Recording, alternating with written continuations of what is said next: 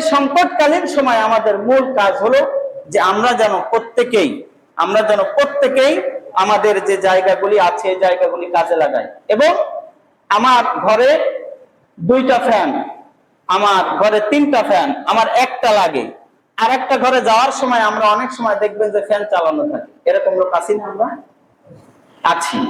এই যে আমার 3টা রুমে, আমি একটা রুমে গিয়েছি, আর একটা রুমের ফ্যান চলতেই আছে, লাইট চলতেই আছে, এরকম আছি না আমরা?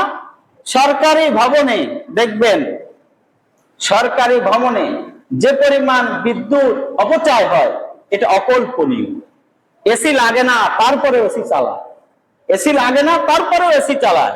এই যে বিদ্যুৎ অপচয়, ইন্নাল মুবাজ্জিরিনা কানু ইখওয়ানাশ শায়াতিন, রাসূল কারীম সাল্লাল্লাহু আলাইহি ওয়াসাল্লাম আল্লাহ তাআলা নিজে বলছেন যে যারা অপচয় করে এরা কখনোই ভালো মানুষ হতে পারে না। ইন্নাল মুবাজ্জিরিনা কানু ইখওয়ানাশ শায়াতিন, এরা হলো শয়তানের ভাই। এজন্য অপচয় রোধ করা এবং বাজারে সংকট সৃষ্টি না করা। একজন ভাইকে জিজ্ঞেস করলাম, এই যে পেট্রোল পাম্পে, তাকে জিজ্ঞেস করলাম যে ভাই আপনার প্রতিদিন কত লিটার তেল চলে এই পেট্রোল পাম্পে? বলছে আমার প্রতিদিন অ্যাভেলেবেল চলতো 2000 থেকে 4000 লিটার প্রতিদিন। এখন এটা চলতেছে আমার চাহিদা 20,000 লিটার। আচ্ছা বলেন তো ভাই, এই যে 4000-6000 লিটার থেকে শুরু করে এখন 20,000 লিটারের ডিমান্ড, এটা কি আসমান থেকে ফেরেশতারা এসেছে না আমরা মানুষরাই এটাকে তুঙ্গে উঠিয়েছি? কথা বুঝেন নাই?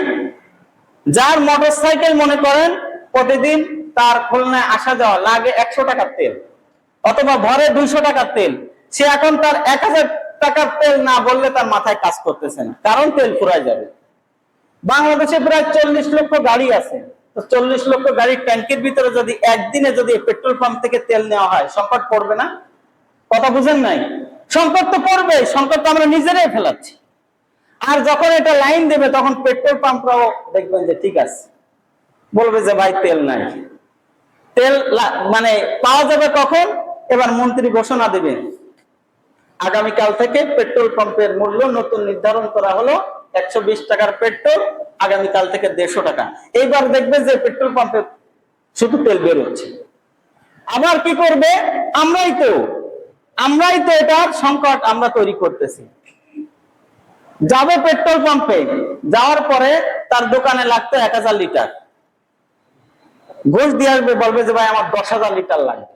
বের হচ্ছে না? এখন বিভিন্ন জায়গা থেকে তেল বের হচ্ছে না?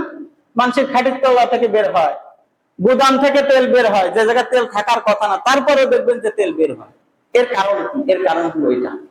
এজন্য 1 নম্বর হলো আমানতদার সব মানুষদেরকে এই সমস্ত জায়গায় যদি সরকার না দেয়, সরকার যদি এই সমস্ত জায়গায় যদি আমানতদার এবং সৎ এবং কঠোর এই বিষয়ে যদি না দেয়, তাহলে এই সংকট কাটবে না। আর যদি না কাটে তাহলে বিপদে কিন্তু আমরাই পড়ব।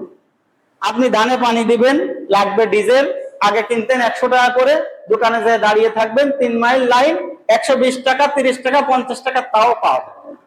এজন্য আলটিমেটলি সাফার আমরাই হব, যদি আমরা কি ভালো নিজেরা এটার উদ্যোগ গ্রহণ না করি।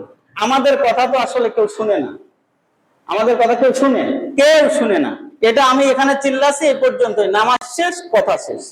কিন্তু কার্যকর হতে যদি যে সমস্ত এমপিরা, যে সমস্ত মন্ত্রীরা এর দায়িত্ব আছে, এরা যদি কঠোর হতো, যে যার গুদামের ভিতরে 20,000 লিটার তেল পাওয়া গেছে, যার তেল আগে পরে কোনোদিন তার মোটরসাইকেলও নাই, গাড়িও নাই, কিন্তু 20,000 লিটার পাওয়া গেছে তার গুদামের ভিতরে, যদি এটাকে সঠিক বিচার করত, সঠিক বিচারের আওতায় আনতো, তাহলে এই সমস্ত মানুষগুলি এই তেল স্টক করার সাহস পাবে।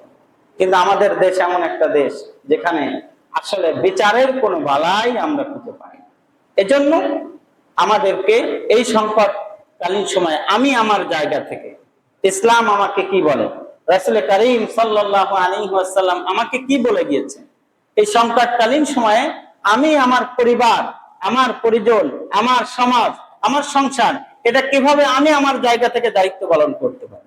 তাহলে আমরা যদি সবাই আমার নিজের দায়িত্ব থেকে, আমার 2টা ফ্যান লাগে না, আমার একটা ফ্যান লাগে, তাহলে আমি একটা ফ্যান চালাবো। আমার 4টা লাইট লাগে না, তাহলে আমার 4টা লাইট লাগে না, আমি যদি একটা লাগে তাহলে একটা চালাই। তাহলে আমার নিজের পরিবারের জন্য যেমন ভালো হবে, জাতীয়ভাবে অর্থনৈতিকভাবে আমরা কি করব, এটা ভালো করতে পারবো। আল্লাহ সুবহানাহু ওয়া তাআলা যেন আমাদেরকে এই সমস্ত বিপদ থেকে আল্লাহ তাআলা কাটিয়ে দেন, বলুন আমিন।